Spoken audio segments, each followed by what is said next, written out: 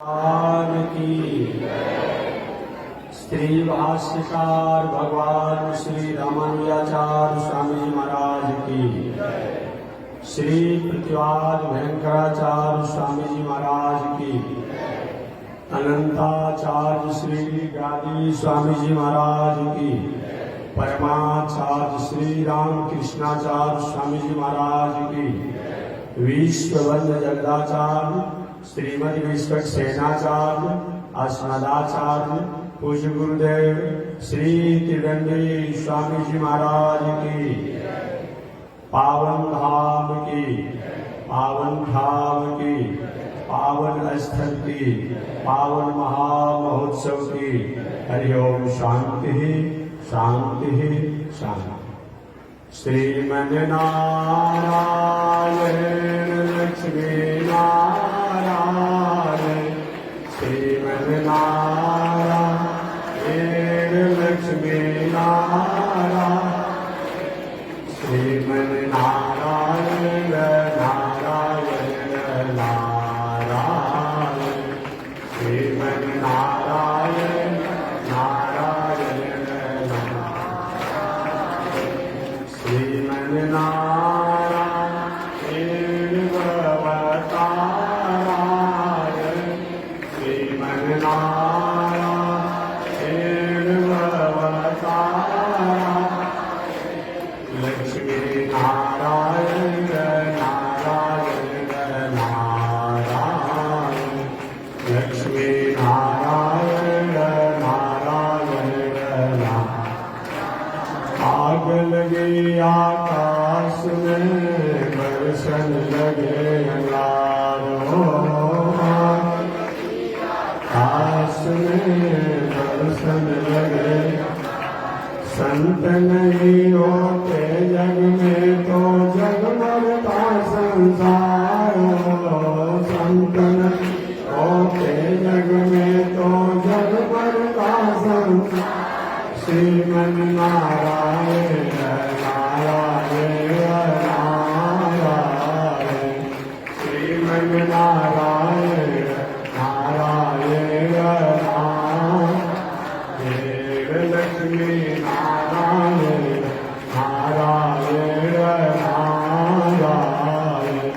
लक्ष्मी नारायण नारायण नारायण। तनी देखी रघुनाथ जिया मारी ओरिया। तनी देखी रघुनाथ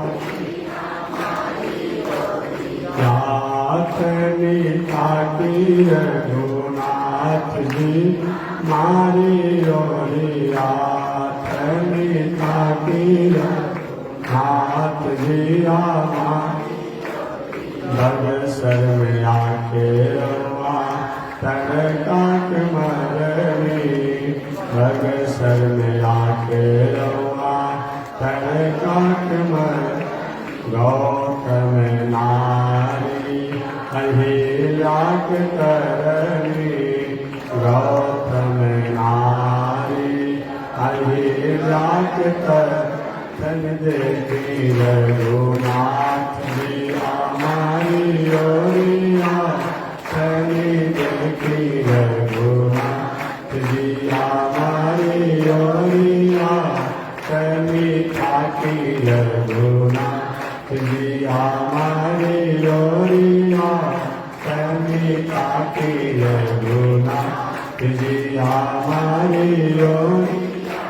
श्रीमन नारायण नारायण नारायण।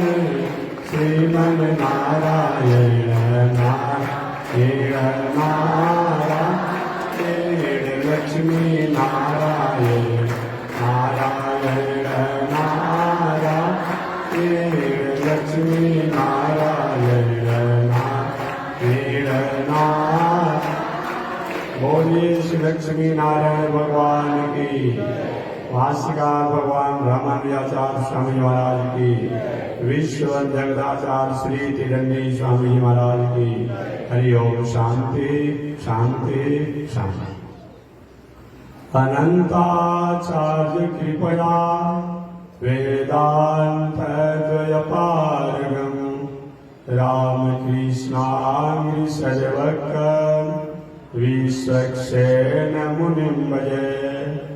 काषायमयज्ञसूत्रम् शुचिवपुषि तथा चौर्ध्वपुण्ड्रं च भाले यस्यास्ते दक्षहस्ते कलिकुमतिगिरीन्द्रेन्द्रवज्रं त्रिदण्डम् संसाराग्निप्रशान्त्यै मृतजलममलं दारुपात्रं पवित्रं श्रीविश्वक्सेनसूरे पदकमलयुगं श्रीयश्रीसंश्रयामि लक्ष्मीनाथसमारम्भां नाथयामुनमध्यमाम् अस्मदाचार्यपर्यन्तां वन्दे गुरो परम्पराम्।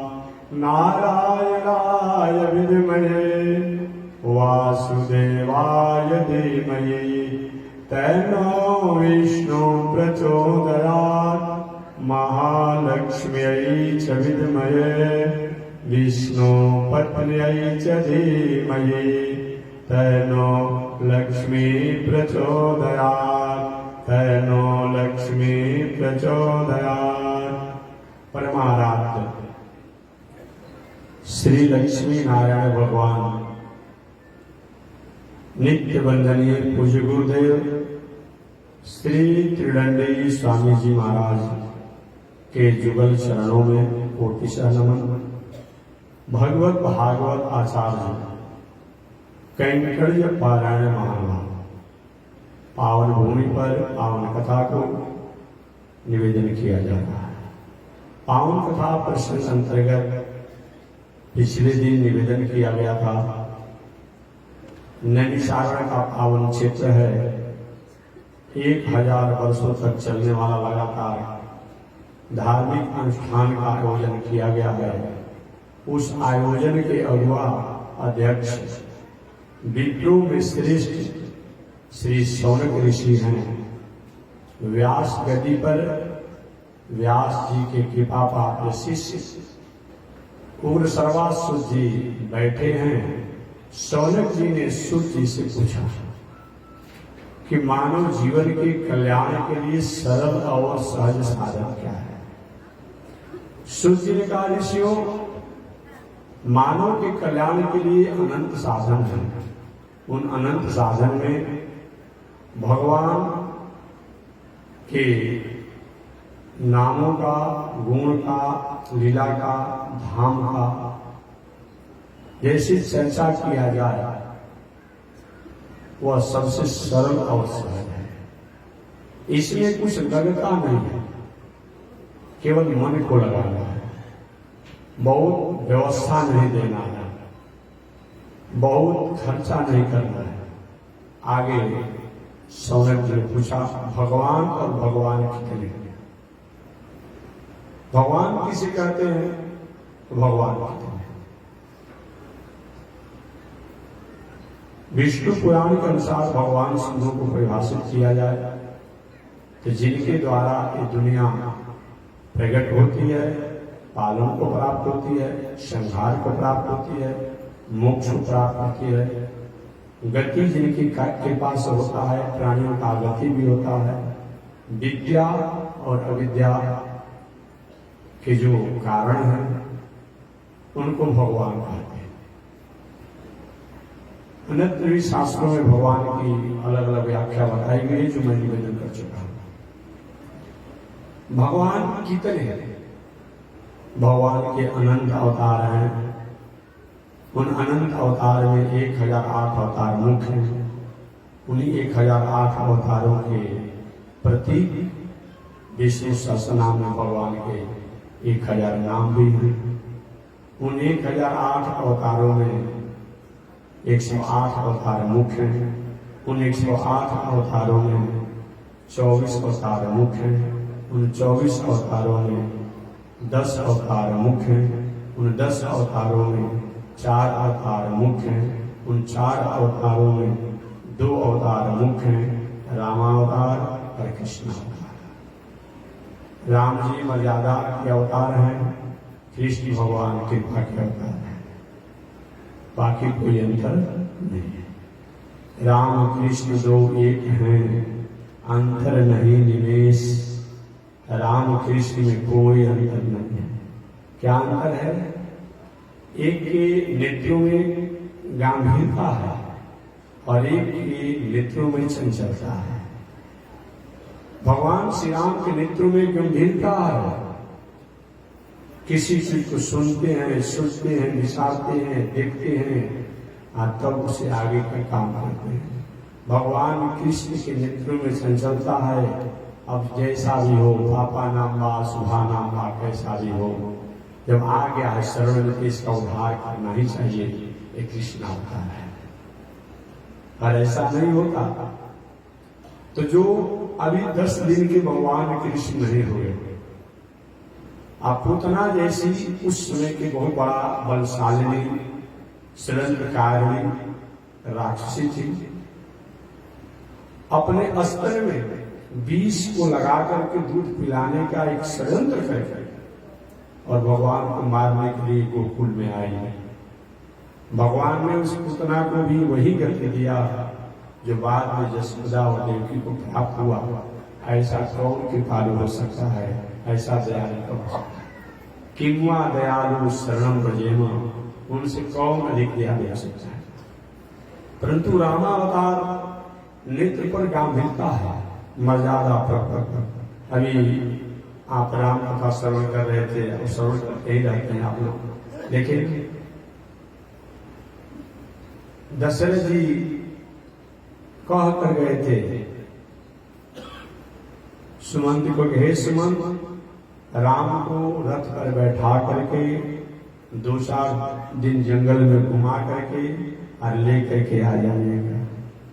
सुमंत जी ने भगवान श्री राम से कहा भी कि यही महाराज दशरथ की आज्ञा है, मैं आपको रथ पर पहुंचाने के लिए आया हूँ।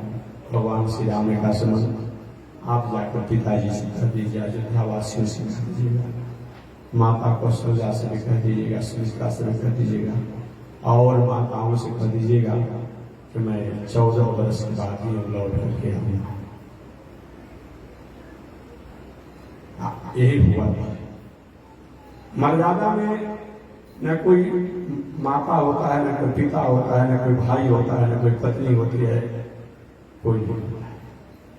मर्यादा में मर्यादा होता है।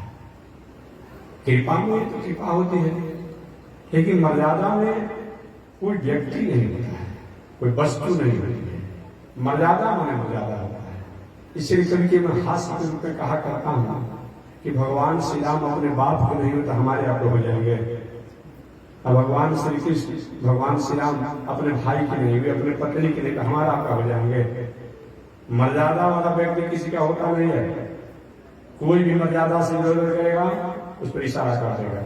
मैं बताया था, अगर दशरथ जी कहेंगे प्रभु हे राम हे पुत्र, याद रखिए अगर आप कहीं 2-4 दिनों के बाद लौट करके नहीं आएंगे तो इस राजा दशरथ को आप जीवित नहीं देख पाएंगे।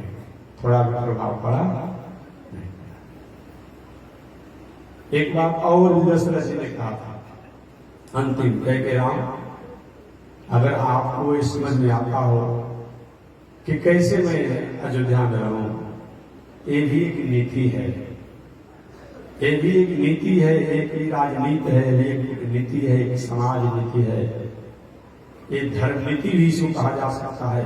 विषम परिस्थिति में अगर विषम परिस्थितियां आ रही हो, राजा कहीं कमजोर हो गया हो किसी कारण से, किसी मंत्री के बहकावे में आकर, किसी नारी के बहकावे में आकर, किसी सेना के बहकावे में आकर के, किसी मित्रों के बहकावे में आकर के राजा कहीं कमजोर हो गया हो, तो उसके जो मूल उत्तराधिकारी हों उनको चाहिए कि राजा को दिवालिया घोषित करके और उनको कारावास में भी रखा जा सकता है और प्रजा को देखते हुए, राज को देखते हुए राज सिंहासन को प्राप्त किया जा सकता है।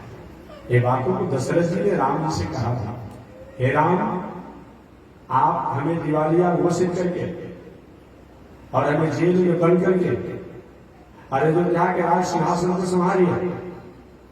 अगर राजा द्वारा कुछ ऐसा राष्ट्र और समाज के प्रति कुछ ऐसी अभ्यर्चना अवैंजना कहीं हो जाएगा जो कि राष्ट्र हित में नहीं हो, प्रजा के हित में नहीं हो, धर्म के हित में नहीं हो, तो वह राजा के जो उत्तराधिकारी हो उसका यह हक बनता है कि हमें दिवालिया घोषित करके जेल में बंद करके अयोध्या के राज सिंहासन पर बैठिए। लेकिन भगवान श्री राम ने बात को माने, वे नहीं सुने तो सुमन से दशरथ जी गए। सुमन राम जी को रथ पर बैठा करके जंगल घुमा करके संत महात्माओं का दर्शन करा करके और 2-4 दिनों में लेकर के आ जाएगा। ये भी नहीं माना। राम जी अपने बात को हुए कि हमारा आपको हो जाएंगे, आगे माने नहीं माने। अपने भाई के हुए लक्ष्मण द्वारा गलती हुआ अयोध्या में, ये लक्ष्मण के लिए रो रहे थे, जय हो अवध कौन हो लाई नारी हेतु बंधु गवाई। अब वही लक्ष्मण द्वारा एक अवाक्या हो गया, अनुशासन विहीनता हो गई, अनुशासन का उल्लंघन हो गया। क्या चीज? जमराज और भगवान श्री राम जब लोग लंकापुर से आ चुके थे, भगवान श्री राम और जमराज का वार्तालाप हो रहा था। भगवान श्री राम ने कहा हमारे जमराज के वार्तालाप के समय में कोई बिना बुलावे तीसरा व्यक्ति नहीं आना चाहिए। उसी समय संत दुर्वासा जी आ गए। दुर्वासा जी ने लक्ष्मण जी पहारा दे रहे थे, लक्ष्मण जी आकर राम को सूचना दे दो कि दुर्वासा जी आए हैं, और नहीं सूचना दोगे तो पूरे रघुवंशियों को नाश कर दो, बर्बाद कर दो। लक्ष्मण जी असहज हो गए, असमंजस हो गए, क्या करें। एक तरफ भैया राम कहे कि बिना पूछे आना नहीं है, अब बिना पूछे तीसरा व्यक्ति कोई जमराज हमारी वार्तालाप के बीच में आ जाएगा, उसको प्राण दंड देंगे। और दूसरी तरफ के संत दुर्वासा आ गए कि जब सूचना नहीं देंगे तो सब लोग को नाश कर दूंगा, समाप्त होगा। लक्ष्मण जी ने विचार किया कि अगर नहीं जाता तो पूरे रघुवंशी सूर्यवंशी समाप्त हो जाएंगे, अगर जाऊंगा तो भैया राम द्वारा एक मैं ही तो दंड का अधिकारी होऊंगा। ये जान करके लक्ष्मण जी गए। भगवान ने कहा लक्ष्मण तुमने मेरी अवज्ञा किया है, अनुशासन विहीनता किया है, मेरे सामने मुंह दिखाने जो नहीं हो, मैं तुम्हें प्राणवध करूंगा। ऋषियों ने कहा प्राणवध अपना प्रियजनों द्वारा कोई गलती हो जाए तो मारना ही मारना नहीं होता है, प्राणवध ही प्राणवध नहीं होता है, उनको अपने से अलग कर दीजिए, ये भी प्राणवध है। वही भगवान श्री राम ने कहा लक्ष्मण तो मुंह दिखाने जो नहीं हो, जाओ उत्ताल घाट में डूब करके मर जाओ। वही लक्ष्मण जी उत्ताल घाट में डूब करके अंतिम अपने शरीर से अपने भाई को हुए राम जी, अपने पत्नी के हुए राम जी हुए। सारा दुनिया कहते रह गया, 2 बार परीक्षा हो चुके, 3 बार परीक्षा हो। सीता जी का 3 बार परीक्षा हुआ, एक बार की बात छोड़ दीजिए। एक बार तो परीक्षा जब लंकेश रावण का वध हुआ, तो लंकेश रावण के वध होने के बाद सभी देवताओं ने सबने कहा कि सीता जी में कोई दोष नहीं है, सीता जी में कोई दोष नहीं है। ऐसा भला परीक्षा होता है? सोना एक बार परीक्षा लिया जाता है तो सोना को शुद्ध मान लिया जाता है। सब देवताओं ने कह दिया, ऋषियों ने कह दिया कोई भी सीता में दोष नहीं है। भले लंकेश रावण ने सुख वाटिका में रखा, राम जी अयोध्या में लाने के बाद एक अयोध्या के नागरिक द्वारा, एक प्रजा द्वारा उंगली उठा दिया गया। अपने पत्नी से थोड़ा विवाद उसको उठन गया था। उसकी पत्नी कहीं अपनी सहेली के यहाँ चली गई थी रात्रि में, रात होने के कारण वह रुक गई। उस दिन रात्रि में नहीं आई। अगले दिन जब आई वो प्रजा जो था अयोध्या का, तो उसने कहा सुनो क्या तुम समझ रखी हो, हमें राम समझ रखी हो, रात भर कहाँ तुम रही हो, अभी मेरे घर से निकल जाओ, मैं तुम्हें स्वीकार नहीं करूंगा, तुम्हें मैं दोष देख रहा हूँ। ये तो बड़े लोग का काम होता है, राम जी से लोगों का काम होता है कि सीता को रावण रखा, राक्षस रखा, बिना घृणा किए ही अपना रख लिए। ये हमसे नहीं बचेगा, हमसे नहीं होगा। ये जब प्रजा द्वारा कहा जा रहा था, उस भगवान के मित्रों ने भी सुना, कुछ मंत्री ने सुना, वाल्मीकि रामायण में बताया है कि भगवान श्री राम विष्णु भी पूजा का मेरे प्रति शुभ है ना। इसलिए मैं कहना चाहता हूं, हमेशा कहता हूं, आज भले ही डेमोक्रेसी है, आज क्या है? डेमोक्रेसी, प्रजातंत्र आज है, लेकिन सही प्रजातंत्र है? कतनों विरोध होते रहे, अनशन होते रहे, फिर राजा को जब करना है जिससे राज हो जाता है। कहाँ विरोध का मतलब होता है? एक प्रजा ने विरोध किया राम जी का, भगवान श्री राम ने कहा कि भाई मैं तो परीक्षा ले चुका हूं, सीता जी को वाल्मीकि जी के आश्रम से पहुंचा। आज एक बार जो कोई वाद कोई बन जा रहा है तो सोचता है कि सात पीढ़ी तक हमारा ही परिवार वार्ड बन रहा है, चाहे हम काम करें। कहाँ है डेमोक्रेसी? है जी, डेमोक्रेसी है। डेमोक्रेसी की government of the people and wide. और इसके अलावा व्याख्या बताया गया प्रजातांत्रिक शासन पालने वो प्रणाली है जो प्रजा के लिए, प्रजा से, प्रजा के द्वारा जो संचालित होते हैं। कहाँ हो रहा है? डेमोक्रेसी है नहीं। प्रजातंत्र उस राम राज में, भले उसमें राजतंत्र था, राम जी के राजतंत्र में भी प्रजातंत्र था, आज प्रजातंत्र में जो है राजतंत्र हो गया है। अब जिनका परिवार, जिनका बेटा, जिनका नाती अगर एक किसी पद को पकड़ ले रहा है, अब सोचते हैं कि हमारा ही पीढ़ी दर पीढ़ी परिवार वो पद पर बना रहे, चाहे समाज का काम करे या न करे। ये कहाँ डेमोक्रेसी है? ये कैसा डेमोक्रेसी है? ये किस प्रकार का डेमोक्रेसी है? लेकिन धन्य है भगवान श्री राम का राजतंत्र, जिस राजतंत्र में भी डेमोक्रेसी था, आज डेमोक्रेसी में जो है वो राजतंत्र हो गया है। इसीलिए कोई शांति नहीं है, कोई शांति नहीं है। भगवान श्री राम उस एक प्रजा द्वारा जब बुलाना दिया गया तो सीता जी को वाल्मीकि जी के आश्रम पर दिया गया। वाल्मीकि जी ने कहा कि सीता में कोई दोष नहीं है, फिर भी रहना पड़ा। चलिए उसके बाद भी पुनः लौट करके सीता जी आई, और सीता जी आई नहीं इस कारण में जग का आयोजन के आप लोग सुने होंगे कि वाल्मीकि जी के यहाँ ही लौट कुश जन्म लिए। वाल्मीकि ने कैसे राम जी को जनाया जाए कि इन्हीं के पुत्र लौकुश हैं और सीता जी में कोई दोष नहीं। वही वाल्मीकि रामायण की रचना करके वाल्मीकि जी भगवान श्री राम के जहाँ यज्ञ क्षेत्र थे उस क्षेत्र में वाल्मीकि रामायण की कथा सुना रहे थे।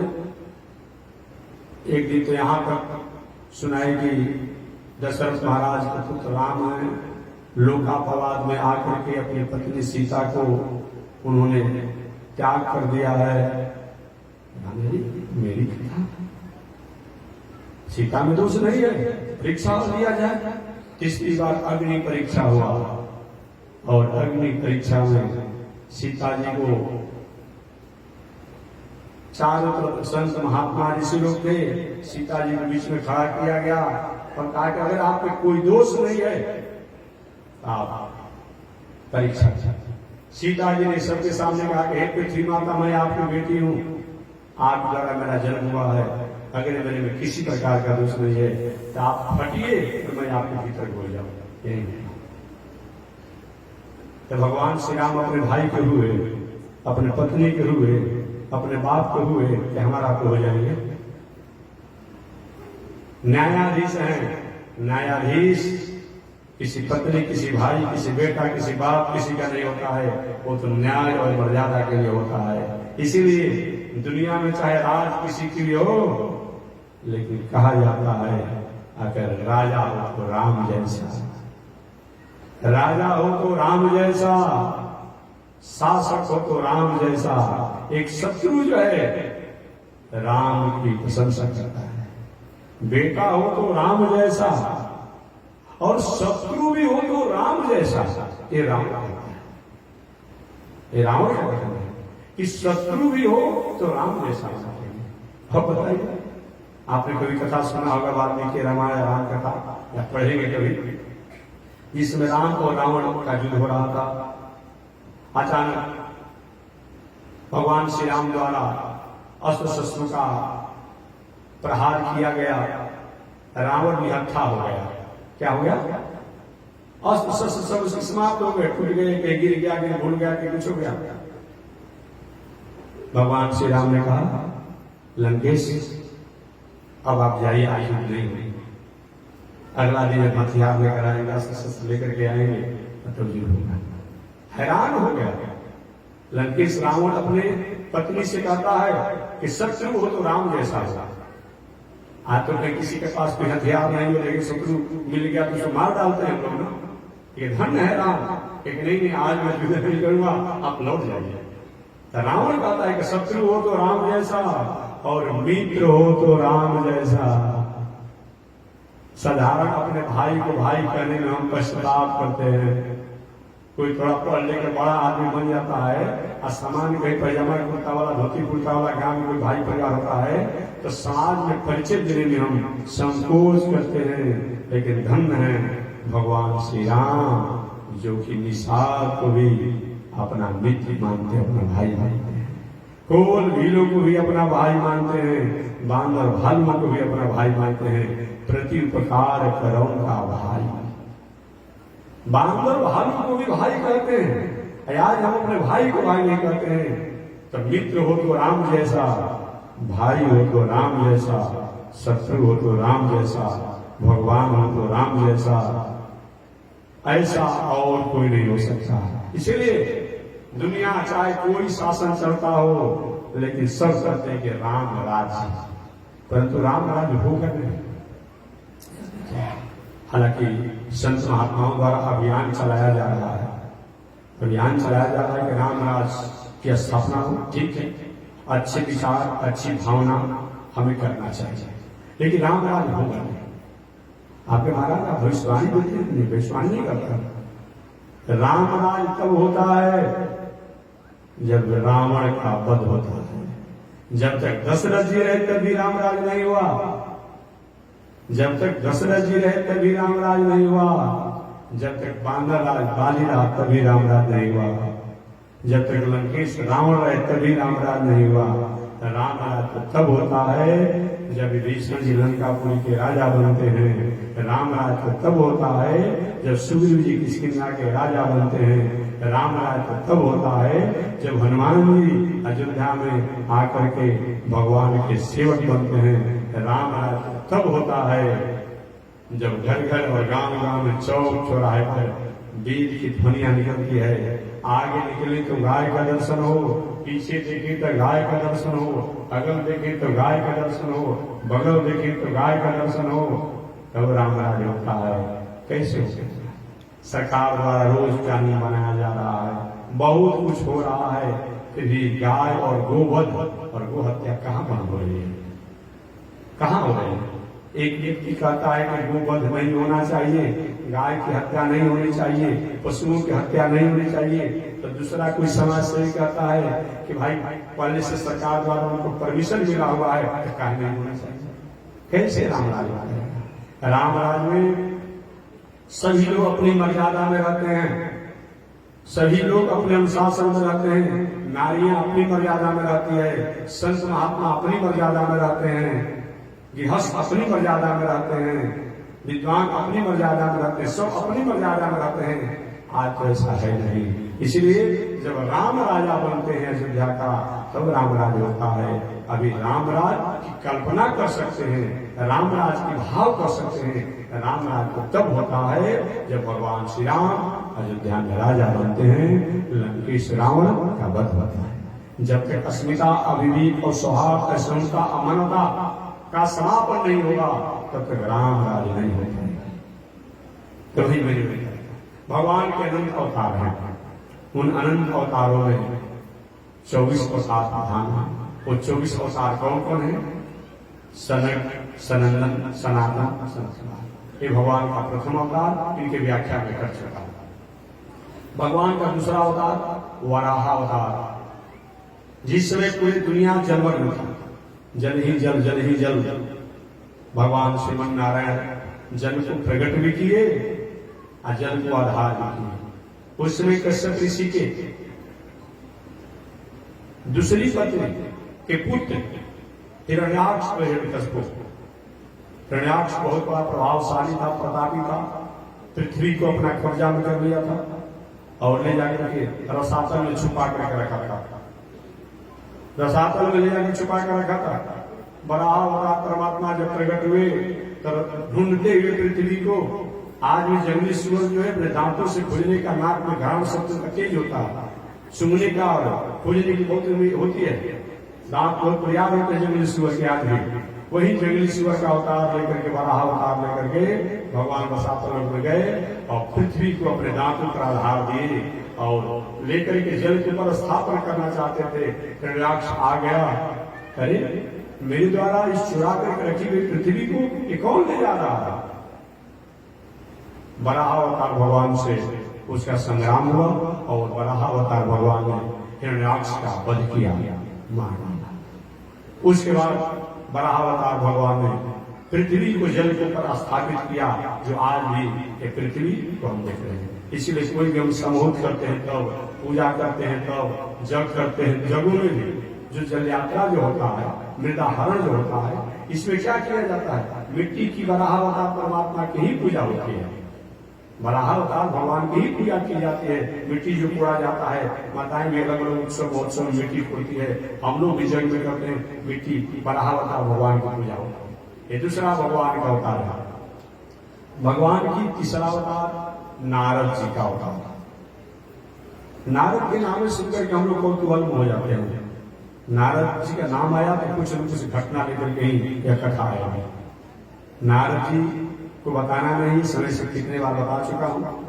नारद जी भगवान के तीसरे अवतार हैं। प्रथम जन्म में नारद जी गंधर्व के बेटा थे। गंधर्व तो जानते हैं, जो नाच गान कला कुशलता का प्रदर्शन करके और समाज के लोगों द्वारा जो उनको धन मिले उसे अपने और अपने परिवार की प्रवस्ती करे, धन पोषण करे, वही गंधर्व कहलाते हैं।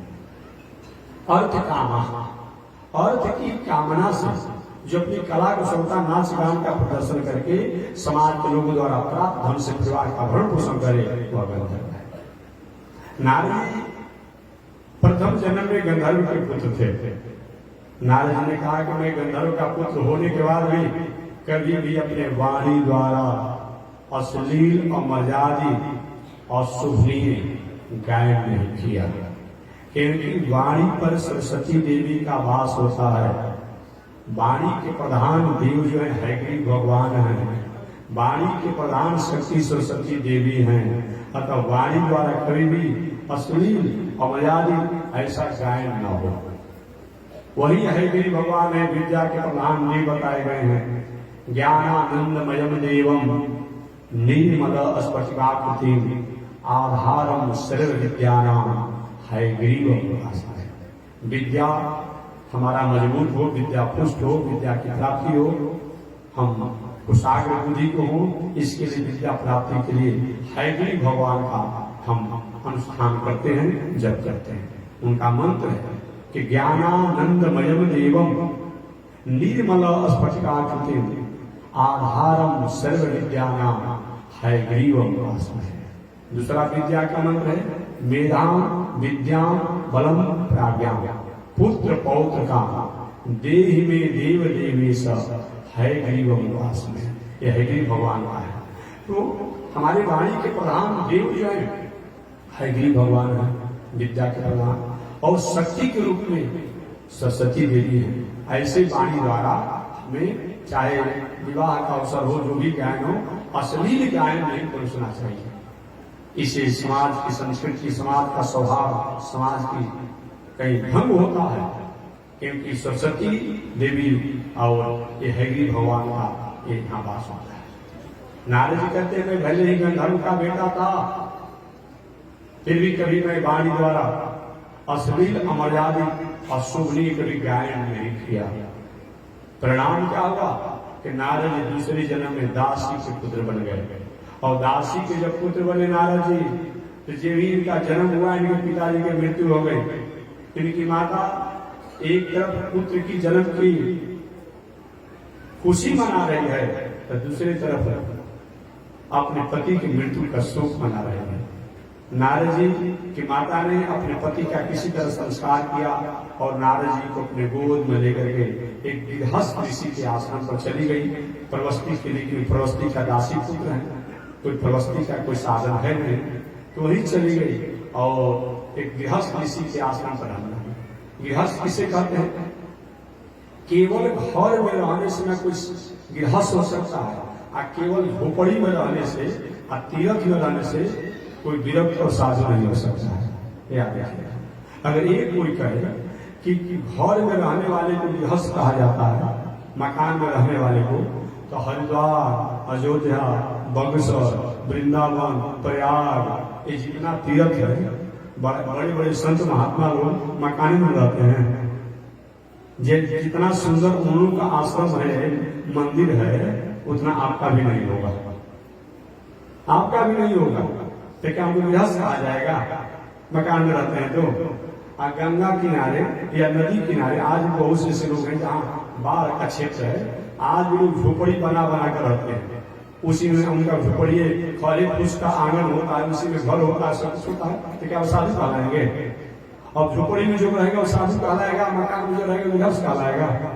नहीं नहीं, ऐसा नहीं चलेगा, ऐसा नहीं होगा। तब गृहस्थ कहते किसे हैं? गृहिणी गृह उच्चते। गृहस्थ का क्या है? गृहिणी गृह उच्चते। चाहे झोपड़ी में रहिए, चाहे पक्का मकान में रहिए, चाहे जंगल में रहिए, गुफा में रहिए, जो गृहिणी से संपन्न है। गृहिणी माने ये नहीं कि कहीं से उठा के लेके आ जाएगा तो गृहिणी हो जाएगा, कि जहां तक बात पूछे नहीं कोई, रुपया दे से समझे कोई। चलिए करिए, कौन ढूंढने जा रहा है? ये बात नहीं चलेगी। अपना कुल, अपना गोत्र, अपना खानदान, अपना परिवार को बड़ा करके नारी एक नहीं होना चाहिए, गोत्र एक नहीं होना चाहिए। तब वैदिक परंपरा अनुसार वर पक्ष कन्या पक्ष को स्वीकार करे, कन्या पक्ष वर पक्ष को स्वीकार करे। इस रीति रिवाज से जो विवाह हो वह क्या है? वह तब गृहिणी वह बनेगी जिसको लेकर के आएंगे। कहीं से कहीं किसी को आप लेके आ जाएंगे तो गृहिणी नहीं कहलाएगी, याद रखिएगा। और कुछ हो सकती है, मैं बहुत कुछ बात नहीं कहूंगा। गृहिणी गृह उच्चते। गृहस्थ किसे कहते हैं? गृहिणी गृह उच्चते। जो गृहिणी से संपन्न हो, जो वैदिक परंपरा अनुसार अगर विवाह होगा तब तो धर्म पत्नी कहलाएगी, और तब तो देवी कहलाएगी। इसी तरह कैसे उठा के लेके आ जाएंगे, वो न धर्म पत्नी कहलाएगी न देवी कहलाएगी। एक व्यक्ति ने हमसे पूछा था, महाराज ऐसे तो हो जा रहा है विवाह शादी ऊपर नीचे करके जो हो जा रहा है, आप समझ गए ऊपर नीचे मैंने जो आजकल चल रहा है और हो जा रहा है, तो क्या उसके द्वारा पूजा पाठ किया जाता है, और जो कुछ होता है पितरों के लिए और कुछ, तो उसका कुछ फल और होता है? हमने कहा बिल्कुल नहीं होता, बिल्कुल नहीं होता है। अरे भाई, कोई वस्तु कहीं आपको विदा करना, कहीं चिट्ठी विदा करना, चिट्ठी में बहुत कुछ आप लिखे हो, चाहे कुरियर में आप और भी कुछ, उसमें बहुत कुछ कीमती सामान डालना, लेकिन पता नहीं रहेगा तो पहुंचेगा वो? पौधे नहीं है, न कौन फूल है, न कौन गोत्र है, कौन खानदान है, क्या है, कहां से पहुंचेगा? नहीं होगा।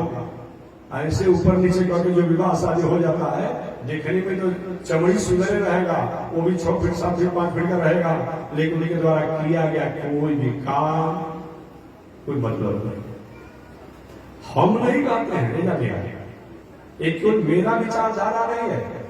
श्रीमद् भगवत गीता में भगवान श्री कृष्ण श्री अर्जुन पूछे कि जिसमें भगवान अर्जुन को उपदेश दे रहे थे, अर्जुन संग्राम करो, बड़े बड़े वीरों को धाराशाही करो।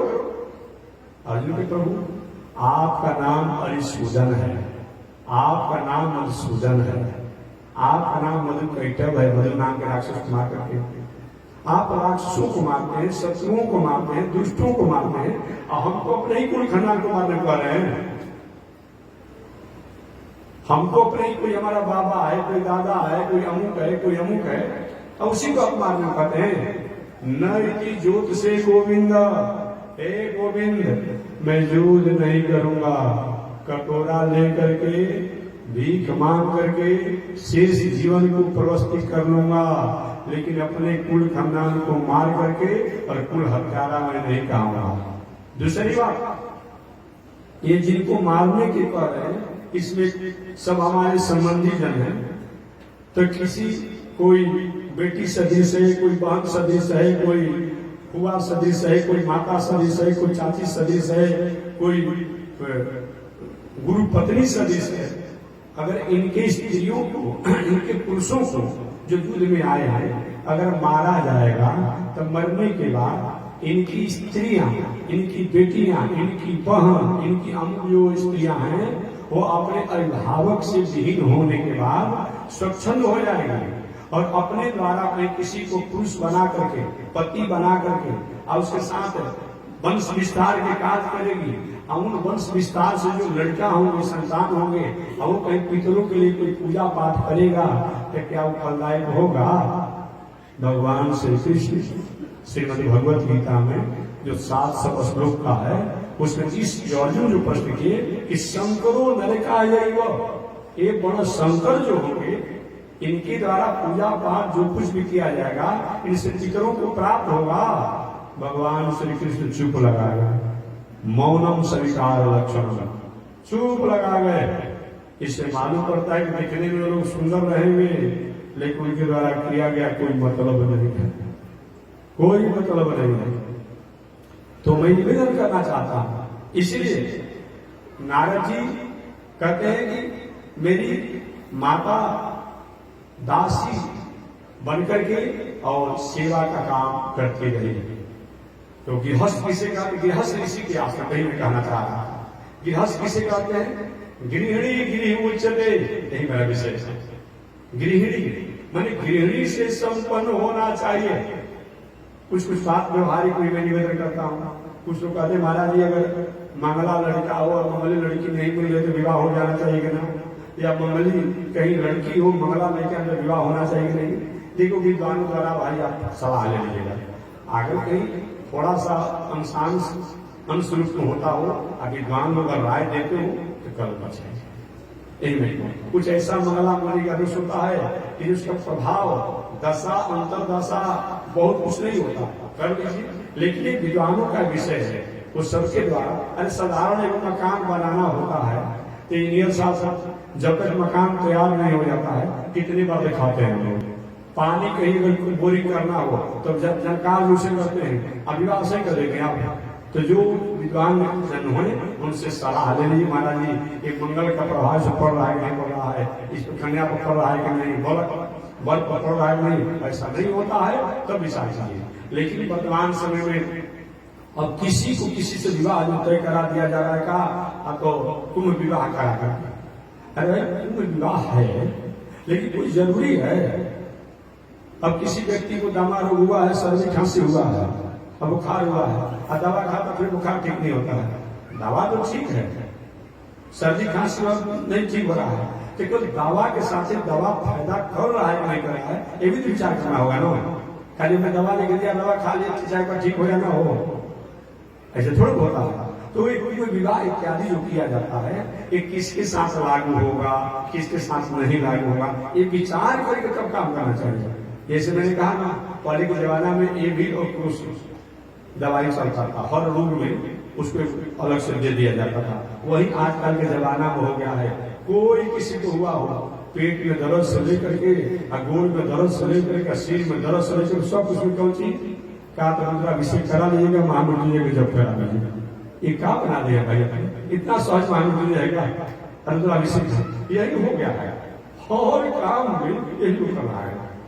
नहीं, आगे किसी भी सोचिए क्या है, कैसे है, क्या योग है, क्या सब समझ कर काम किया जाए। आप अगर बढ़िया से किया जाए तो निश्चित रूप में मंगल होगा। लेकिन जहां पर अभिषेक का महामृत्युंजय का कहीं अब टेंडर चल रहा हो, अब बताइए टेंडर होता था पहले के जमाने में, अब टेंडर चल रहा है। अब ये को यजमान के पूरा ने दूसरा यजमान से बात हुआ, ठीक है इतना पर नहीं महाराज और कम करिए, और बताइए अब ध्यान तो आप कहाँ बटा हुआ है, पूजा तो हो रहा है ध्यान कहाँ बटा हुआ है? वहां बटा हुआ है। जब तक आप जब करें, जब तक पूजा करें, दिल दिमाग मन बुद्धि वही रहना चाहिए ना। यजमान में शांति शांति की बात करते हैं कि हरि ओम शांति शांति शांति, ध्यान कीजिए, आपका ध्यान भटका हुआ है। वो तो भगवान भरोसे शंकर जी या जो महान होता है, भले किसी का मंगल हो जाए, लेकिन अगर सही में मंगल होना हो तो कराने वाले महानुभावों को, विद्वानों को भी जब तक करा रहे हो उसको होना चाहिए। और तो नया वो फैशन हो गया है, कोई कहीं पर भी है, अब वही से उसको संकल्प करा करके क्या हो रहा है, अब महामंत्री या रुद्राभिषेक करा दिया जाता है। अरे कुछ ऐसा चीज होता है भाई जी जो कि ऐसे नहीं होगा। अब कोई कहता है कि महाराज जो भक्ति के पुत्र ज्ञान वैराग के निमित्त जो हो सकता है वही कहता है लोग, तो ये क्यों नहीं होगा? तो हर काम के साथ यही लागू नहीं कर दिया जाएगा। हर काम, अब कोई, मैंने बताया था एक बार मैंने बताया था कि मैं गाड़ी से आ रहा था झारखंड प्रदेश से, हमारी गाड़ी बिगड़ गई, बार बार उस पर लिख रहा था engine check engine check engine check, गाड़ी चल ही नहीं गई। अब खींच करके गाड़ी लाया गया और झारखंड से खींचते खींचते डिहरी तक गाड़ी आ गया। फोन किया गया, शोरूम भाई गाड़ी चल नहीं रही है, इंजन चेक बता रहा, कितने मिस्त्री उस पर खाया गया, क्या हमारा इस गाड़ी का नंबर बताइए, और कंप्यूटर में जो उस गाड़ी लिखा वो बताइए। और यही जब कंप्यूटर में डाला तो क्या हुआ, वो गाड़ी का जो चाबी जो है रिमोट बटन वाला, वो कहीं बटन दब गया था चाबी में, अब उसी से गाड़ी क्या हो गया था, लॉक हो गया था। आज दूसरा मिस्त्री खोल खा कर उसको नहीं आता। ये बात ठीक है, एक काम यहाँ पर ठीक है, अगर कहीं गाड़ी में कहीं डीजल या पेट्रोल समाप्त हो जाए तो कंप्यूटर में से कैसे उसे डला जाएगा कि पेट्रोल पंप जाना पड़ेगा या कोई ना कोई जल्दी लेकर के आना पड़ेगा। तो सब चीज का उदाहरण एक ही तरह से दे देंगे, ये बात थोड़ा होगा ऐसे। भक्ति के पुत्र ज्ञान वैराग के निमित्त नारद जी सुनाए, यही लोग कहता है कि वहां हो सकता है संकल्प से, यहाँ क्या होगा, यही लोग कहता है ना।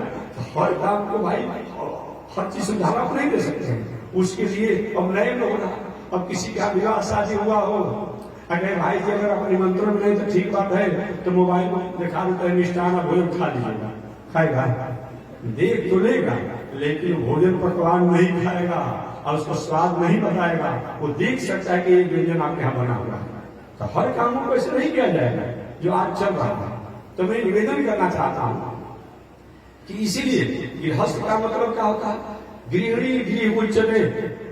गृहस्थ का मतलब जो गृहिणी से संपन्न होकर के वैदिक परंपरा अनुसार आते हुए त्रिकाल संध्या नहीं भी हो रहा हो तो कम से कम एक बार संध्या बंधन हो जाए, 24 घंटा भगवान का स्मरण ध्यान हो जाए, अपना भी खेती व्यापार नौकरी करते हुए रहे, परिवार पत्नी बाल बच्चों के साथ दिनचर्या में जीवन जीता हो, वह गृहस्थ है। देखिए, विवाह शादी करके संतान को जन्म देना ये भोग नहीं है, ये योग है, ये साधना है, ये आराधना है, ये पूजा है। कब?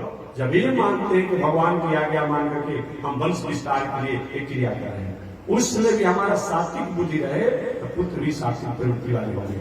लेकिन हम भोग मान कर जो करते हैं ये ठीक बात नहीं। तो गृहस्थ का मतलब गृहिणी गृह उच्चते गृहस्थ कहा जाता है। और संत किसे कहा जाता है? चाहे घर में रहे, चाहे वन में रहे, चाहे जंगल में रहे, चाहे गुफा में रहे, दाढ़ी मूछ वाला हो, बिना दाढ़ी मूछ वाला हो, त्रिदंड लिया हो, नहीं लिया हो, ब्रह्मचारी हो, जो भी हो, संत का मतलब जिसकी अपने जीवन की दिनचर्या, अपने जीवन का उद्देश्य, अपने जीवन का लक्ष्य जो है वह परमात्मा के लिए है, परोपकार के लिए है, परमार्थ के लिए है, राष्ट्र के लिए है, देश के लिए है, प्राणियों के लिए है। कोई भी काम करता है वह भगवान की आज्ञा मान करके राष्ट्र, समाज, प्रकृति, प्राणी के लिए ही करता है। वह क्या है? संत है। संत में और गृहस्थ में बहुत अंतर नहीं है। आप अपना मानकर काम करते हैं, हम भगवान का मानकर काम करते हैं, बस इतना ही अंतर है और कोई अंतर नहीं है। हम भी वही काम करते हैं, आप भी वही काम करते हैं, लेकिन आप मानते हमारा हमारा हमारा, हमने भगवान का भगवान का भगवान का, बस यही मान करते हैं। इतना ही अंतर है। एक ही चाबी होता है, एक ही प्रकार की चाबी होती है, जो ताला को खोलने वाला भी होता है और ताला को बंद करने वाला। एक ही नहीं, इसलिए मैंने कहा जाए एक तो ताला का चर्चा को चाबी चलता है, एक ही प्रकार के मैंने कह दिया। आज के लोगों की कहीं किसी प्रकार के कमेंट मत करें, उसको सोचते हुए कोई बात बोलना है। एक ही प्रकार की चाबी होती है, इस ताला को खोला भी जा सकता है और ताला को बंद किया जा सकता है। इन कर दिया गया ताला बंद हो गया, इन कर दिया गया ताला खुल गया। वही है, हम अपने मन को, अपने वस्तु को, अपनी व्यवस्था को अगर हम परमात्मा से संबंध कर करते हैं, एक काम संत करते हैं अज्ञात मेरा मैं, इसी और बाकी कोई अंतर्भूत नहीं है। आप ही कपड़ा पहनते हैं, हम ही कपड़ा पहनते हैं, आप ही भोजन करते हैं, हम भी भोजन करते हैं, आप ही चलते हैं, हम ही चलते हैं, आप ही रहते हैं, हम ही रहते हैं, आप ही सोते हैं, हम ही सोते हैं। इसमें तो सब बराबर है। अंतर इतना ही है कि हमारा वाणी, हमारा भोजन, हमारा चलना, ये सब का है एक भगवान की आज्ञा मान करके और प्रकृति प्राणी के मंगल की भावना में है, और आप अपना निजी मान कर करते हैं, बस इतना ही। बैंक में काम करने वाले मैनेजर साहब के पास करोड़ों रुपए आता है, वो सरकार का है बैंक, कहीं करोड़ रुपया दे भी देते हैं तो सरकार का दिया गया, उनको कोई नहीं मिलता है। अगर कहीं वही मैनेजर साहब रुपया निकाल करके अपने घर पलस्तरा करने लगे तो, घर बनाने लगे तो कड़ी लगा करके जेल में जाना पड़ेगा। वही लाखों रुपया करोड़ रुपया देते हैं अलग अलग नागरिकों को, प्रजा को, एक बहुत अच्छे आदमी इतना लोग को दिए, आखिर को आ भी जाता है तभी। तो इसीलिए हमारा उद्देश्य प्रधान होना चाहिए कि हम क्या करने जा रहे हैं। कि गृहस्थ व्यक्ति में बहुत अंतर नहीं है। कुछ लोग कहते हैं कि गृहस्थ को बहुत आदर नहीं करते, गृहस्थ के बारे में एक धन्य हो गृहस्थ आश्रम। आज हम और आप कोई भी हैं, किसी ने किसी द्वारा जन्म लिया है ना। हमारे कोई त्रिदंडी स्वामी महाराज जितने उस कोटि के संत, किसी न किसी के बेटा होंगे। भगवान श्री रामानुजाचार्य इतने उच्च कोटि के संत हुए, वो भी किसी न किसी के माता पिता होगा। तभी गृहस्थ नहीं होते तो कहां से जन्म होता। अरे आज कथा कहने के लिए कोई बैठा हो या जग करा रहे हैं, लेकिन अगर नहीं होते गृहस्थ कहां से हम बना पाते हैं। गृहस्थ धन्य हो गृहस्थ आश्रम, गृहस्थ आश्रम सबसे श्रेष्ठ है। हम अपने स्वरूप को नहीं जानते हैं, बस इतना ही बात है। केवल हम अपने को जान लें तब हमसे कोई उत्तम है नहीं। एक व्यवहारिक उदाहरण देकर तो आगे बढ़ जाऊंगा। व्यवहारिक उदाहरण, एक बार एक सिंह का बच्चा बड़े जोरों से जंगल में सिंहों ने दहाड़ लगाया, और दहाड़ लगाया एक सिंह का बच्चा जो है अपने झुंड में से छोटा था सिंह साहब, और उस आवाज को सहन नहीं कर पाया और गया और जाकर सियार के जो मंडली था उस झुंड में प्रवेश कर गया। अब प्रवेश कर गया और उसी में रहने लगा, उसी जैसा बोलने लगा। बहुत दिन समय बीतते चला गया, बहुत दिन समय बीतते चला गया। संयोग से उन लोग के साथ रहते रहते वही उसकी स्थिति हो गई। अचानक एक दिन सिंह राज आया। अरे तो इसका आंख, मुंह, नाक, नाखून सब हमारी कुल जाति स्वजाति का है, ऐसे यार रहता है।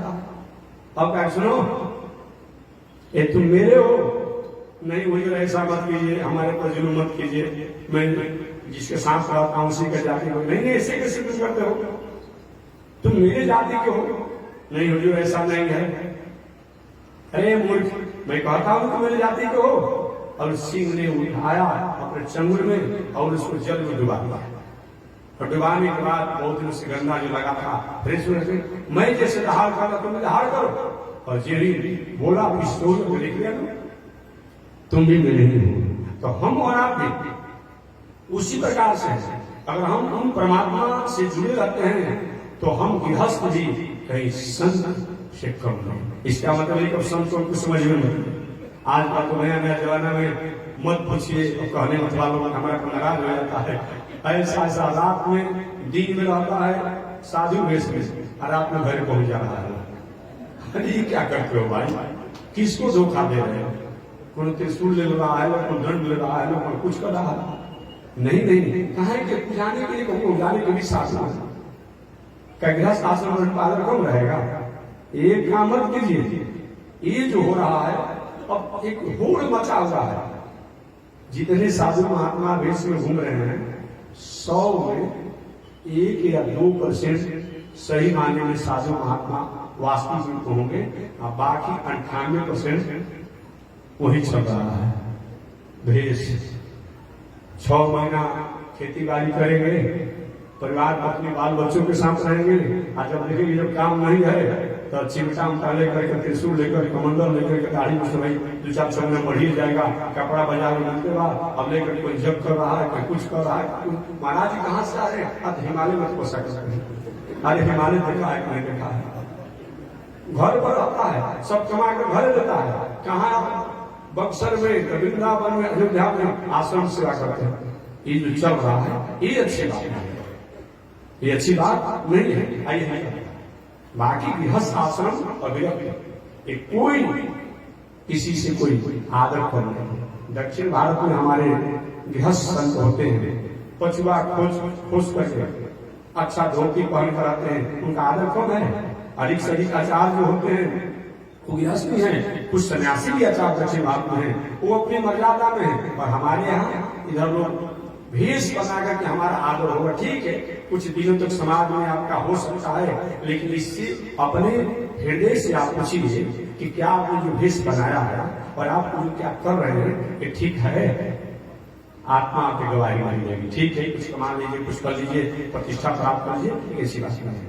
अतः गृहस्थ भी आदर का पात्र है और संत भी आदर का पात्र है। लेकिन गृहस्थ अगर संत भेष में हो जाए और संत कहीं गृहस्थ भेष में जाए तभी अच्छी बात नहीं है। रावण बहुत दिनों का अपराधी था, उपद्रवकारी था, कोई उसका कुछ बिगाड़ नहीं पाया। भगवान श्री राम के कुल खानदान में रहने वाले एक राजा थे जिनका नाम था राजा अनरण। क्या नाम था?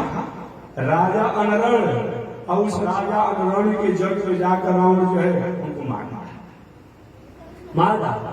बहुत बड़ा उपद्रवकारी था, लेकिन रावण जब नहीं सन्यासी होने पर, नहीं भिक्षुक होने पर त्रिदंडी स्वामी जी का भेष बना लिया, गेरुआ कपड़ा पहन लिया, आज बना करके जब सीता जी के साथ अपहरण का काम किया, 1 बरस के भीतर सब दुर्गति हो गया, सब दुर्गति हो गया।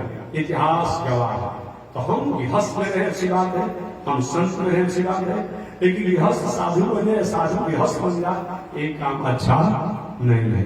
मैंने कहा ना कि नारद जी महात्मा कथा आया था, नारद जब घूम रहे थे पृथ्वी पर अपना कर्म भूमि समझ करके, तो देखे कि लड़का कहाँ रो रहा है, तो ब्रह्मचारी बाबा का। अब ब्रह्मचारी बाबा का लड़का रोना चाहिए?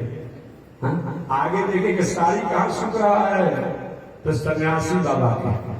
अरे सन्यासी बाबा के यहाँ फिर साड़ी सूख रहा है, हो सकता है अतिथि आया और सूख भी सकता हो। नहीं, वो तो सन्यासी जी के यहाँ दासियों को जो रखा गया है। ये हाला कहाँ हो रहा है? ये मौनी बाबा के यहाँ। अब मौनी बाबा है और हाला कर रहे हैं, ऐसा होना चाहिए। इसलिए ऐसा नारद जी ने दुनिया में देखा, तभी तो मन में शांति हो गया। और सारी घटना के ऊपर भाई सनातन संत समाज से कहे ये नहीं होना चाहिए। भगवान कहते हैं कि आप जैसे हैं वैसे रहिए, छुपाइए नहीं, बनिए नहीं, बनावटी भेष मत बनिए। बनावटी समय अच्छा नहीं लगता है। कोल भी अपना स्वभाव बता दिया भगवान श्री राम से, महाराज हमारा स्वभाव क्या है कि वसन और वासन ये दोनों को हम छीन लेते हैं, चुरा लेते हैं, यही हमारा स्वभाव है। और मैं आपके साथ हूँ। भगवान बड़ी प्रसन्न भाई अपना वास्तविक सत्य बता दिया। तो आप जैसे भी हो छुपाइए मत, आज यही हम काम करते हैं। और कोई साधु भेष बना लिया है, क्योंकि हमारे जब साधु है, हम साधु में है ना भी नहीं कह रहा है, तो हम साधु में है क्या? आपको साधु समझ नहीं आ रहा हमको? और बताइए, अरे कहिए लेकिन हमारा विवाह शादी व्यवस्था आश्रम है, तो क्या सब फर्क पड़ने वाला है? यही जो आज हो रहा है ये अच्छी बात नहीं है। तो नारद जी कहते हैं कि नारद जी का जब इनके पिता की मृत्यु हो गई थी, इनकी माता जो है गृहस्थ ऋषि के आश्रम पर, नारद जी की माता नारद जी को लेकर के वही जाने लगी। गृहस्थ ऋषि के यहाँ स्त्रियां भी रहती थी, गाय इत्यादि की सेवा होता। कुछ दिनों के बाद एक त्रिदंडी स्वामी जी महाराज उस गृहस्थ ऋषि के आश्रम पर चतुर्मास करने के लिए आए। नारद जी उसमें छोटी अवस्था में थे। इनकी माता जी को महात्मा जी के आश्रम की सफाई और गाय की सेवा का जिम्मा मिला। समय बीतते चला गया, देखिए अभी 1 महीना समय बीत गया ना, अब 1.5 महीना भी बीतने वाला। अच्छा काम भी बीतता है उसी रफ्तार का, लेकिन इतना उसमें मग्न रहते हैं कि पता नहीं चलता कैसे बीत गया। अब 4 महीना में 1.5 महीना लगभग बीतने वाला है जी, बुझाई नहीं कैसे बीत गया। तो 4 महीने सन्यासी चरवास करने के लिए आए थे जहां नारद जी की माता रहती थी, और 4 महीने जब समय बीत गया, अचानक सन्यासी जी अपना व्रत पूरा करके जब चले तो नारद जी छोटे अवस्था में थे, जाकर महात्मा जी को चरण पकड़ लिए, महाराज जी मुझको बाबा बना दीजिए, मैं अपने कमंडल ढोऊंगा, आपके खड़िया ढोऊंगा, आपके आसन को मैं ढोऊंगा, हमको साथ बाबा बना दीजिए। महात्मा जी समझा रहे थे, बेटा अभी तुम छोटे अवस्था हो, पिता रहे नहीं, माता के इकलौते पुत्र हो, अभी माता की सेवा करना, बाद में तुम बाबा बन जाना। और नारद जी से महात्मा जी सन्यासी जी बात ही कर रहे थे, यह घटना नारद जी की माता को पता चला, अरे मेरा बेटा तो साधु बनना चाहता है। अब दौड़ते हुए नारद जी की माता वही बना गई जहां नारद जी उन सन्यासी महात्मा जो व्रत पूरा करके जा रहे थे, महाराज मेरा बेटा को आप साधु बनाना चाहते हैं, मेरा इकलौता पुत्र ही मेरा आधार है, ऐसा नहीं होगा। 4 महीना मैंने आपकी सेवा की, आसान की, गाय की सेवा किया है, क्या यही सेवा का फल होगा? मेरे पुत्र को आप लेकर चले जाएंगे और नारी की नहीं मैं साधु बनूंगा नहीं। महात्मा असमंजस में क्या कहे? अंत में महात्मा ने कहा, बेटा जब तक तुम्हारी माता जी जिंदा रहेगी तब तक माता जी का तुम सेवा करना, अब माता जी जब चली जाएगी और मृत्यु हो जाएगा और तब तुम साधु बनना। एक करके महात्मा जी आगे बढ़े। अब नारद जी दौड़ते दौड़ते गए, जाके महात्मा जी के चरण पकड़ लिए, महाराज जी जा तो रहे हैं लेकिन कुछ आधार तो दे दीजिए, आज सरकार द्वारा आधार कार्ड भी बनाया जा रहा है, पहले भी आधार की व्यवस्था थी, बिना आधार का दुनिया में अधेय हो सकता है क्या? बिना आधार का अधेय हो सकता है? इसे आधार चाहिए ही कि जितना सुंदर मकान हो उतना उसका नींव जो है आधार होना ही चाहिए। सुंदर नींव आधार रहता है तो मकान सुंदर टिकता है, मजबूत होता है। महाराज आधार दीजिए। उनका बेटा ओम नमो भगवते वासुदेवाय, इस मंत्र का तुम्हें जप करने को मैं आदेश देता हूं। वही महात्मा जी इस मंत्र का उपदेश लेकर के चले गए। नारद जी अपनी माता के साथ लौट करके अपने निवास पर आए, जहाँ गृहस्थ ऋषि के आश्रम पर आते। नारद जी क्या करते हैं, रोज जप करते हैं महात्मा द्वारा बताए गए मंत्रों का, रोज जप करते हैं। 3 प्रकार का जप बताया गया है। एक उपांशु जप होता है, एक उपांशु जप, एक मानसिक जप होता है। मानसिक जप उपांशु जप होता है। एक जो होता है कि हम मन में क्या जप रहे पता नहीं, बैठे जाता है। एक ओठ चलता है, एक जो आवाज सुनाई पड़ता है, आवाज जो सुनाई पड़ता है वो 3rd क्लास का जप है। ओठ चलता है और 2nd क्लास का जप है, और बैठे एक दिखाई पड़ता है तो है 1st क्लास का जप है। जब आप ओम नमो भगवते वासुदेवाय इस उत्तम जप को नारद जी किए। कहते हैं एक दिन नारद जी मन में हुआ कि महात्मा द्वारा बताए गए मंत्रों को जब तो कर रहे हैं, लेकिन इन मेरे द्वारा ऐसा क्यों हो रहा है बार बार? कोई कामना लेकर के, भावना लेकर के अगर हम काम करते हैं तो हमारी भावना पहले आ जाती है, भावना पहले आ जाती है। अब नारद जी के मन में आता, माता जी कब पधारोगी, कब पधारोगी, कब पधारोगी, कब पधारोगी। जब तो हो रहा है ओम नमो भगवते वासुदेवाय, लेकिन ये भी साथ साथ जप हो जा रहा है। नारद जी कहते क्या भगवान की बात। अब नारद जी जो जप नहीं करते, जब हो जा रहा है कि माता जी कब पधारोगी, कब जाओगी, कब जाओगी। अब संयोग से कि नारद जी की माता को काला नाग ने काट दिया, नारद जी की माता मृत्यु को प्राप्त हुई। नारद जी रोने लगे, मेरी जन्मदात्री माता मुझे छोड़ करके चली गई, लेकिन प्रसन्न में है कि चलो कम से अब हमें बाबा बनने से कोई रोक नहीं सकता है, अब हमें साधु बनने से कोई रोक नहीं सकता है। बाहर से तो प्रसन्न, भीतर से तो प्रसन्न है, और बाहर से दुनिया को दिखाने के लिए रो रहे हैं। किसी प्रकार से अपने माता का संस्कार करके नारद जी पुनः ओम नमो भगवते वासुदेवाय अब इस मंत्र का जप करने लगे। अचानक एक दिन नारद जी ने देखा कि भगवान का झांकी स्वरूप उनके सामने दिखाई पड़ता है। कि भगवान का सांवला स्वरूप है, घुंघराला बाल है। सांवला स्वरूप माने नीले रंग के किसी का फूल कभी आप देखे हैं? गृहस्थ ही होंगे आप लोग। खेत में एक गुलाबी रंग का किसी का फूल होता है, कुछ एक सफेद रंग का होता है, एक नीला रंग का होता है। तो भगवान का स्वरूप कैसा है? नीले रंग के किसी के फूल के समान। भले नीला रंग होता है किसी का फूल, लेकिन शाइनिंग कितना उसमें होता है, चमक। ऐसे भगवान का नीले रंग के किसी के फूल के समान स्वरूप है, घुंघराला बाल है, मोती के समान सुंदर दाग चमक रहा है। और बिंब फल, बिंब का सब्जी दिखाते होंगे, बिंब फल के समान पतला ओष्ठ है, धरोष्ठ है। मृगा के नेत्र के समान नेत्र है, सुगा के ठोर के समान नासिका है, सुंदर सुंदर भुजा है, पैर भी सुंदर हैं। जैसे कदली के केला के खम्भा आप देखे हैं, ऊपर से मोटा होता है, नीचे पतला होता है। तो ऐसे भगवान का जो जंघा से लेकर के नीचे का अंग है, हाथ भी सुंदर है, हाथी के सूर के समान सुंदर हाथ है। ऐसे ये भगवान का वक्षस्थल जो है पेट से थोड़ा आगे निकला हुआ है। इस प्रकार भगवान पीताम्बर पहने हुए हैं, मंद मुस्कुरा रहे हैं। इस स्वरूप को नारद जी ने देखा। अब देखे जब अभी ध्यान नहीं कर रहे थे, अचानक क्या हुआ, स्वरूप गायब हो गया। और चारों तरफ देखने लगे कहाँ चला गया। बहुत प्रयास करने के बाद वो स्वरूप जब दर्शन नहीं हुआ नारद जी को, तो रोने लगे। आखिर वो स्वरूप चला कहाँ गया? आवाज आया और वो स्वरूप का दर्शन नहीं होगा। नारद जी काहे नहीं होगा? तो पुनः आवाज आया कि आपका पूर्ण मात्र इतना ही था। अरे भाई, आपके मोबाइल में 1 रुपया हो, ताकि से बात करते हो में बात प्रकट नहीं जाता है कि आपकी सेवा समाप्त, तो आपका पूर्ण इतना ही है। नारद हमारा पूर्ण इतना ही था, तो हमको दर्शन क्यों कराया गया? अब कोई व्यक्ति प्यास लगा हो, अभी आधा पानी पिया, पानी समाप्त हो जाए, क्यों कराया गया? तो वह इसीलिए कि संत और शास्त्र पर आपकी श्रद्धा न हो, अविश्वास न हो, इसलिए आपके झांकी का दर्शन कराया गया। अब अगले जन्म की प्रतीक्षा करिए। वही नारद जी उस मंत्र का जप करते रहे। एक दिन काल के गाल में गए और अगले जन्म में वही नारद जी ब्रह्मा जी के मानस पुत्र बने और देवर्षि नारद के नाम से जाने गए। बचपन से घुमक्कड़ स्वभाव के थे। 3 जन्म का संस्कार था है। विवाह करने के लिए अगुआ आए थे।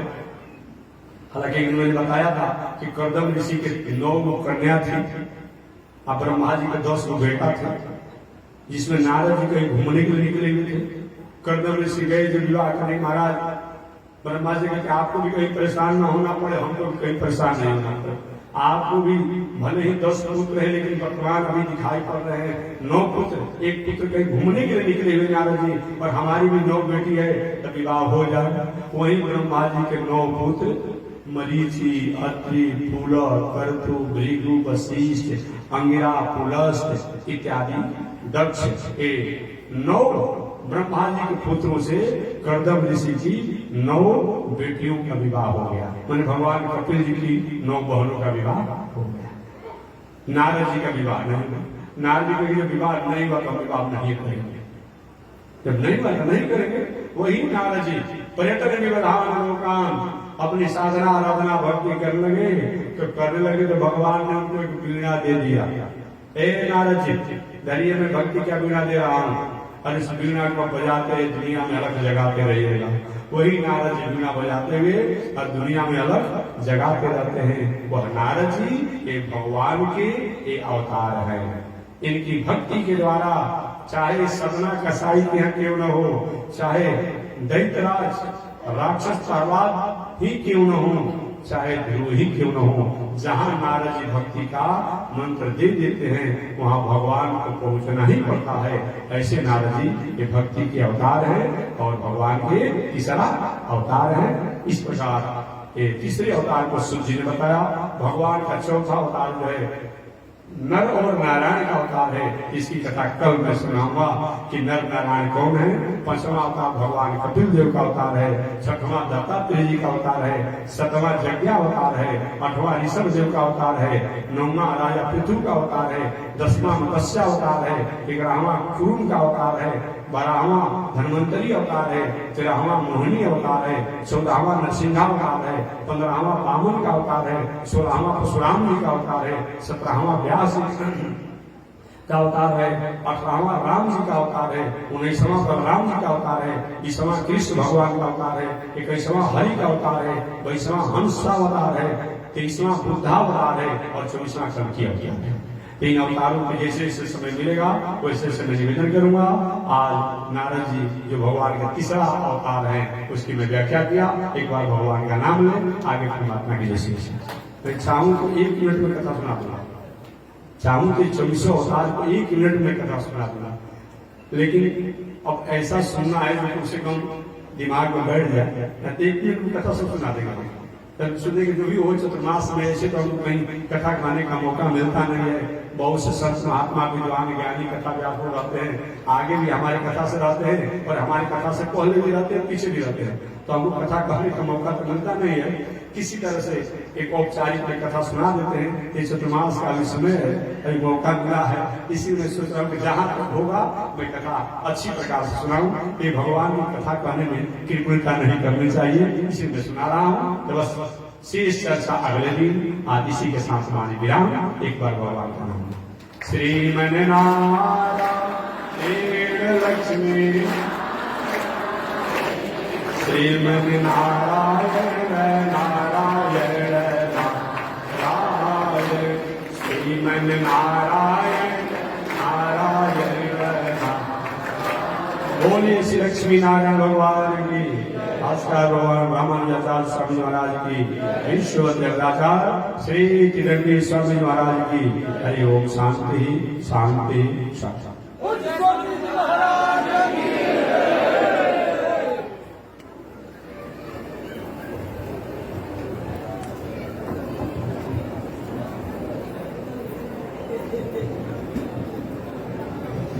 ओम चंद्रमा मनसो जात, चक्षो सूरजो अजायत, श्रोत्राद्वायुष प्राणसमुखा दग्निरजायत, श्रीशते लक्ष्मीशवत्न्या महोरात्रि, आश्वे नक्षत्राणि रूपमस्मिनो व्यातं विश्वनिखाण मोमयिखाण सर्वलोकं मयिखाण, कासायं यज्ञसूत्रं शुचिवपुषि तथा चोर्वपुण्ड्रं शवारे, यस्यास्ते दक्षहस्ते कलिकुमति गिरीन्द्रेन्द्रभद्रं त्रिदण्डं, संसाराग्नि प्रशान्ते मृतजलममलं दारुपात्रं पवित्रं, श्रीविश्वक्सेन सूर्य पदकमलयुगलं श्रेयसे संश्रयामि, अमर्यादय शूद्रश्चलमतिरस्वय्याप्रसवभो, कृतघ्नो दुरमाणि स्मर परवशो वञ्चन पर, त्रिशंसा